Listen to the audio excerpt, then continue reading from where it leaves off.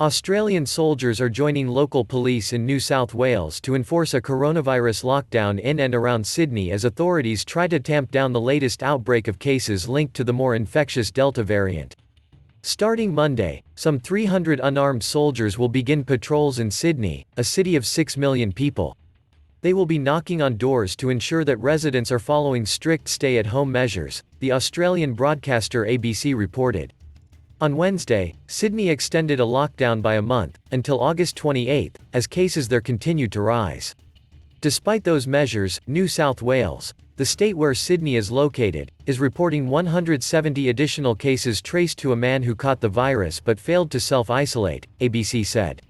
The military's help is needed to enforce the restrictions because a small minority of people thought the rules didn't apply to them, New South Wales Police Minister David Elliott told Australia's Channel 9.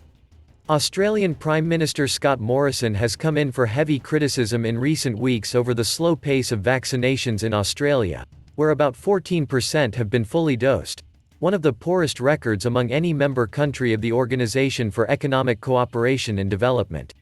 Defending his government's handling of the vaccination rollout, Morrison on Wednesday said, "No country has got their pandemic response 100%. Hoping to quell public anger over the lockdowns and discourage vaccine resistance, Morrison said Friday that vaccinated Australians would be able to avoid some lockdowns once the rate of inoculation in the country hit 70%. He said once that rate hits 80%, broad lockdowns in major cities would no longer be necessary. If you get vaccinated, there will be special rules that apply to you. Why? Because if you're vaccinated, you present less of a public health risk. You are less likely to get the virus.